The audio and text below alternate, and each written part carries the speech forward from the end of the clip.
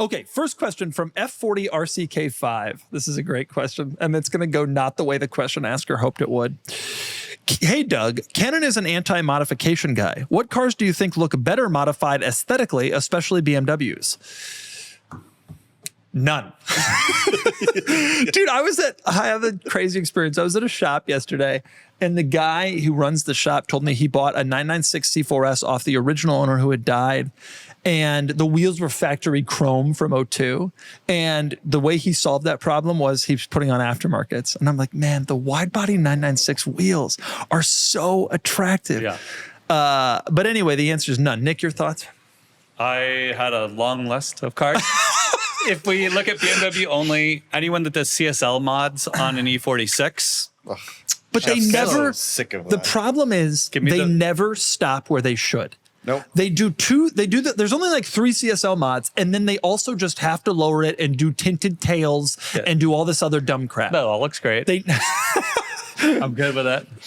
I said the Z3 and M Coupe Roadster, you got to do a height adjustment. It needs just a mild drop. There is not a single car I have ever thought looked better lowered than OE. I think every OE car looks better with spacers on it. The offsets are always too weak. Just push them out 5-7 millimeters. That's all you need. I think every OE car looks worse with spacers on it. When I see a car with spacers, I think to myself, that guy is smoking pot in the car. Look, perfect. What's wrong with that? Well, you got to smell. Right, perfect example. CSL front bumper. Looks great. Wrong Except wheels. We got slammed with E92 M3 wheels. Yep. And then there's the CSL rear trunk lid, and then the black kidney grills, of course, which is awful. I don't mind those either, but They look I know you terrible. hate They them. look like giant holes that are in the hood. It just Look at the current BMW design language. Yeah, and but those that's look pretty part good. of the too. benefit of that car is it doesn't have the current BMW. Right. I actually don't hate the black grills that much on non-black cars. On black cars, I think they look really stupid. It is very rare, truly very rare, where I find a aesthetic modification. This is very different about other modifications. An aesthetic modification where I think that it looks better. My guilty pleasure is carbon fiber vented hoods, like that one white one there. I don't know why. I love that. I love it. Steiner. I think it's the Steve Saleen influence where the more vents equals faster. And so the more vents, like the S7 that you can put on a car, the faster I think it is. But I love that. Guilty like pleasure. in all Love these it. pictures, they were taken from a low angle to hide the fence. Yeah. Nick's are like, no, get a close up of that. It's not for everyone. I like the zip tie holding the two girls together. My view, when I see aesthetic modifications, I generally think like, why? Yep.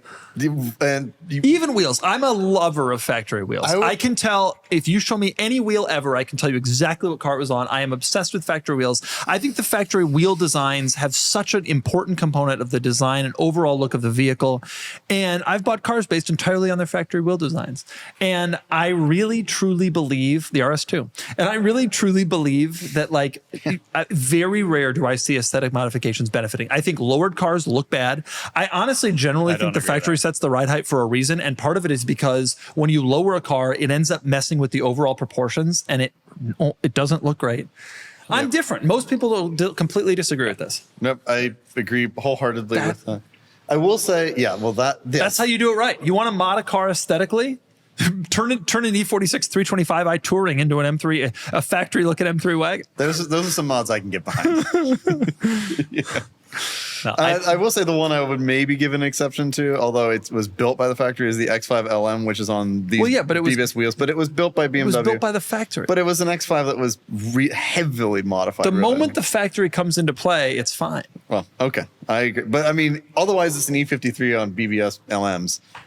If you feel that way, then it's slippery slope. What about a roof? What about an Alpina? Roofs are modded cars. It's a factory did it. But what factory? But not the factory. Roofs are look. I'm going to be honest. Slope. I'm going to make a proclamation right here and now. We've said it. We've intimated it before. Let's just go for it. Just say it. Roof is not an automaker. Yeah. Porsche makes the car. Roof maybe does an engine. They mod the car. We could make an engine. Like Roof is not an automaker. And so everybody's like, the Roof such and such was the fastest car in the world. No, it wasn't. Yeah, I don't view the Yellowbird as being, it was faster than the F40. I view the F40 as like holding the record for the world's fastest Let's mod car. an F40. Right, exactly. When you modify something and it's faster than something that isn't modified, it's like, well, you're not apples to apples comparing. Well, they have their own VIN. I don't care. Okay. Like, to me, if you park those, it doesn't pass the my wife test. That's the thing. If you park that car next to a 964, my wife would think it's the exact same car. You park an F40 there, that's a different car.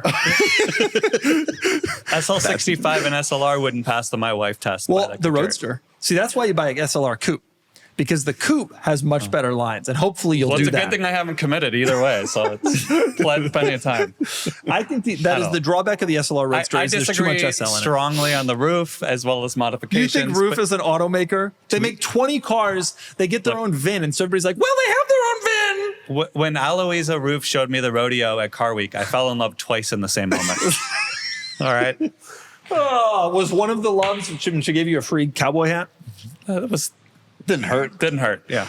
Okay. Anyway, that's where our stance on modification. Thankfully, Nick is right here to give us stand up for modification. Yes. I'm going to continue. Nick's all into this. Click on that. I am into that. Nick's like, yeah. I don't love the front lip, but that's easy to redo. Oh, man, that looks like it just scrapes on everything. That's the other thing. Modifications almost exclusively have some downstream negative effects. Almost always. But also some positive upstream effects. Right? If you take that thing to the track, I'm going to have more G's and I'm going to I'm going to out apex you and your ride height designed to not hit parking barriers when you go to the public supermarket in South Florida. Out apex. You're gonna high center the car. The truth is, his body kit was probably $24,000 and the guy's terrified to take the car anywhere. Right, yep. This parking lot is next to his house and completely flat entrances. Yep, exactly. The open highway is the only place he can drive it. Are you ready for your next cool car? Sell your enthusiast car on Cars and Bids. Trading in your car to dealers means you aren't getting market value for your car, leaving you with less cash for your next fun car. Just look at our recent sales of these cool cars compared to current trade-in value. This is a trade-in offer, and this was the Cars and Bids result. This is a trade-in offer, and this was the Cars and Bids result. This is the trade-in offer, and this is the Cars and Bids result. Get started now on carsandbids.com. Sell on Cars and Bids and join the best community to sell your enthusiast car.